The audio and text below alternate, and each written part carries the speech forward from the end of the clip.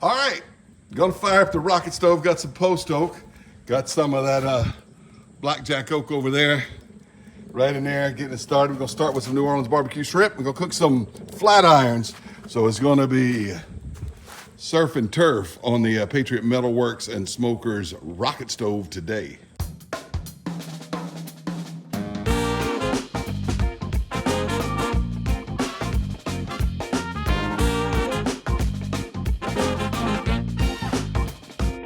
Well, it's Wednesday, and last Monday, I turned 54 years old.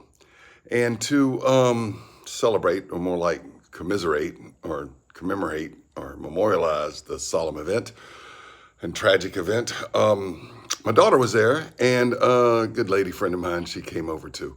And I cooked some surf and turf on the rocket stove. My son was gone, so it was just the three of us.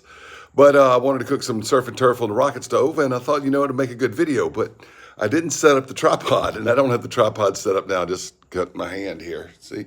And my hand's over here, hold the thing, you see?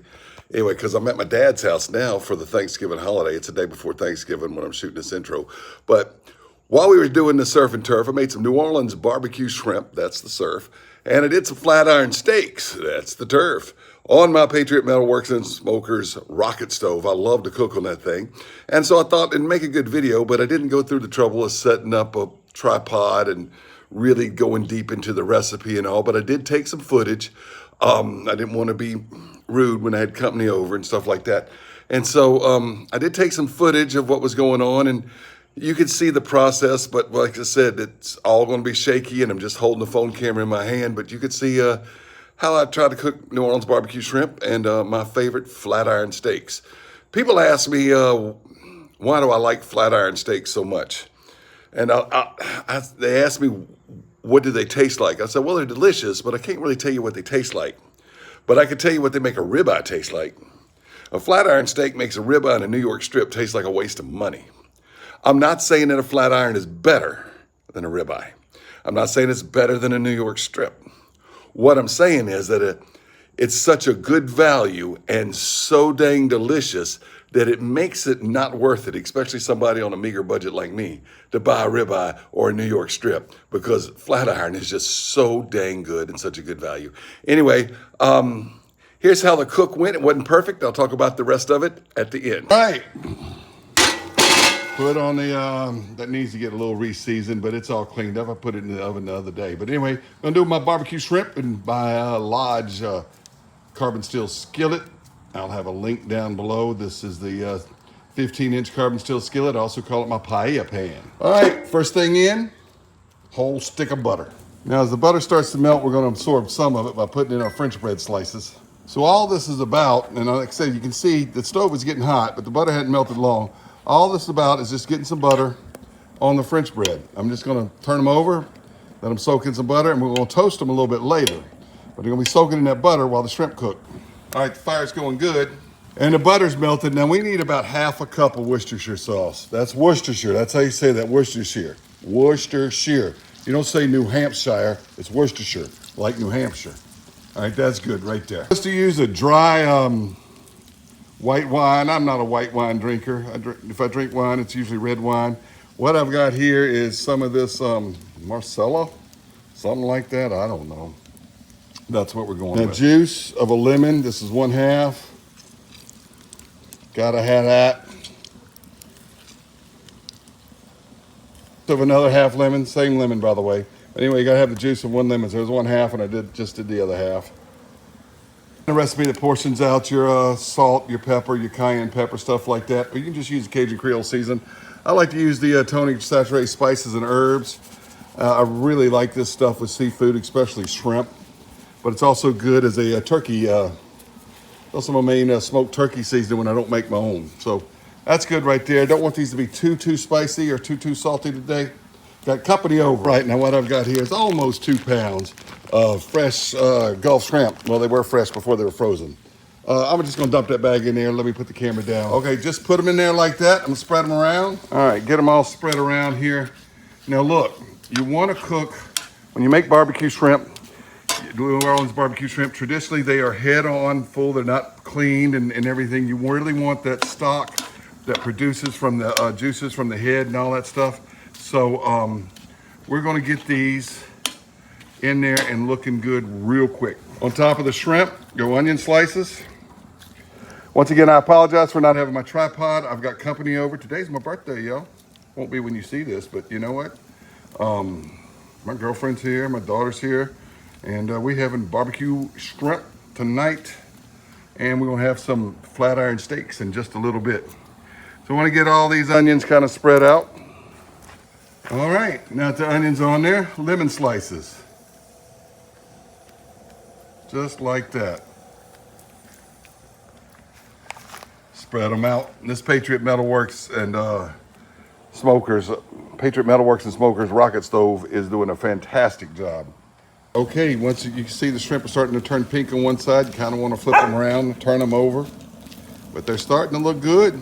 Doesn't take long. Okay, these are really starting to take on some good color. It won't be long now. All right, we're gonna turn it around a little bit.